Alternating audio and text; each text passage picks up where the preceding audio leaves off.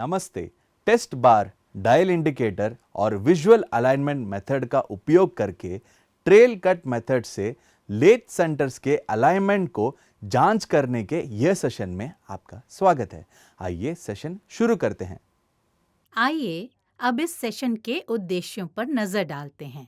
इस सेशन के अंत में आप निम्न में सक्षम होंगे: दृश्य संकेरण विधि का उपयोग कर लेथ केंद्र को संरेखित करें, काम के प्रत्येक छोर पर ट्रायल कट लें और एक माइक्रोमीटर से तैयार व्यास की जांच करें और लेथ केंद्रों को संरेखित करें। टेस्ट बार के उपयोग से डायल टेस्ट इंडिकेटर से सेंटर अलाइन जांचें। इस ऑपरेशन के लिए आवश्यक उपकरण हैं: steel ruler, turning tool, micrometer, feeler gauge और डायल गेज।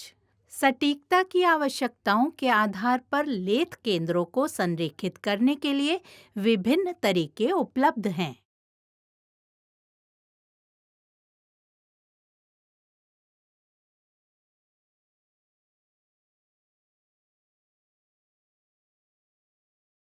लेथ केंद्रों के संरेखण की विधियां हैं: दृश्य संरेखण,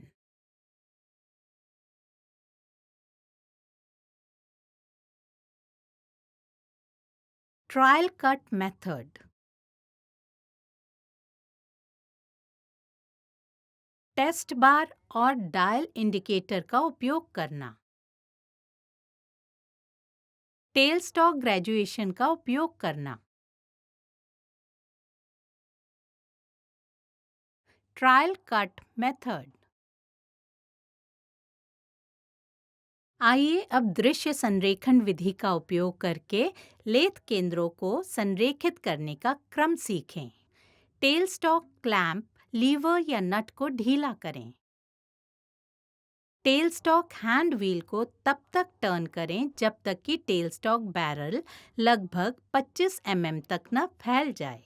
टेल स्टॉक को बाईं ओर सरकाएं और तब तक स्लाइड करें जब तक कि डेड सेंटर लाइव सेंटर से लगभग 10 mm न हो जाए।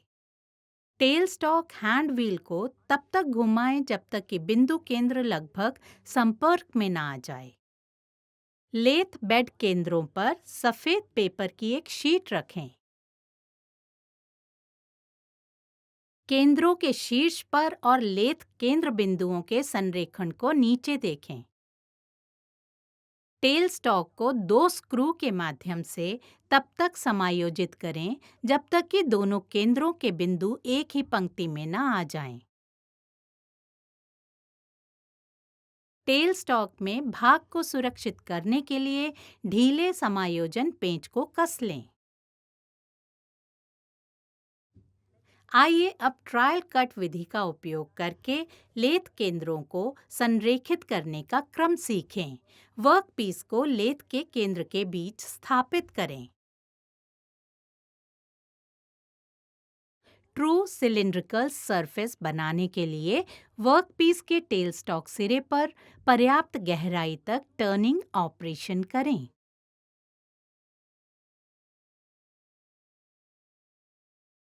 कट लगभग 8 mm लंबा होना चाहिए। लेथ को रोकें और क्रॉस स्लाइड के ग्रेजुएटेड कॉलर पर रीडिंग नोट करें। क्रॉस स्लाइड हैंडल का उपयोग करके काटने के उपकरण को कार्यवस्तु से दूर रखें। कैरेज को तब तक हिलाएं जब तक काटने का उपकरण लेथ कैरियर से लगभग 25 mm दूर न हो जाए। क्रॉस स्लाइड हैंडल को धीरे धीरे तब तक घुमाएं जब तक कि ग्रेजुएटेड कॉलर एक ही सेटिंग पर न आ जाए। इस सिरे को लगभग 12 mm की लंबाई तक मशीन से लगाएं। लेथ को रोकें और एक माइक्रोमीटर से दोनों टर्न हुई सतहों के डायामीटर को मापें। यदि 2 मशीनीकृत अनुभागों का डायामीटर समान है तो लेथ केंद्र संरेखण में है।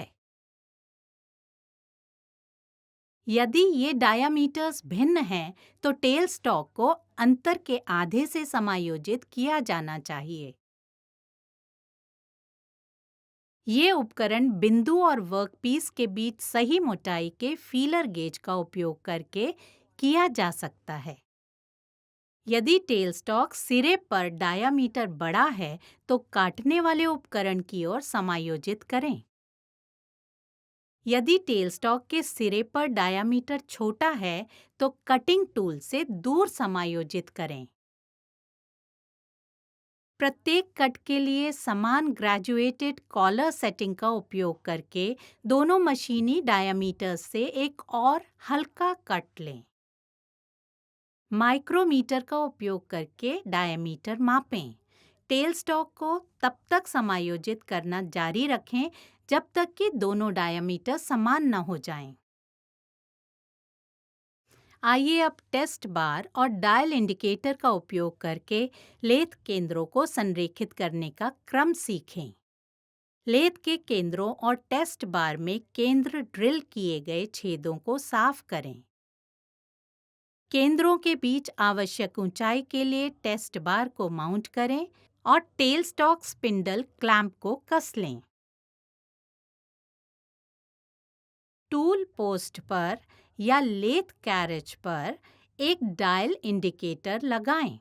संपर्क बिंदु बार के केंद्र पर होना चाहिए और इंडिकेटर प्लंजर वर्टिकल पोजीशन में होना चाहिए। क्रॉस स्लाइड को समायोजित करें ताकि संकेतक सुई टेल स्टॉक के अंत में डायमीटर पर एक रेवोल्यूशन का लगभग आधा हिस्सा दर्ज कर सके।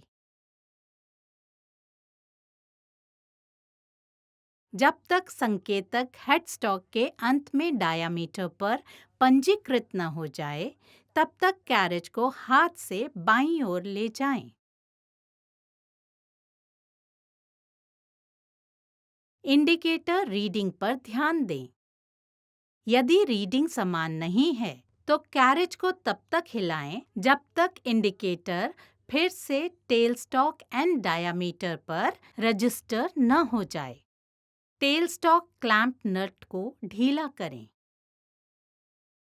टेल स्टॉक को उचित दिशा में ले जाएं ताकि गति की मात्रा इंडिकेटर रीडिंग के बीच के अंतर के बराबर हो। टेल स्टॉक के ऊपरी हिस्से को उसकी जगह पर लॉक करने के लिए एडजस्टिंग स्क्रू को कस लें। टेल स्टॉक क्लैंप नट को कस लें और ये सुनिश्चित करने के लिए दोबारा जांच करें कि टेस्ट बार अभी भी केंद्रों के बीच अच्छी तरह से फिट बैठता है।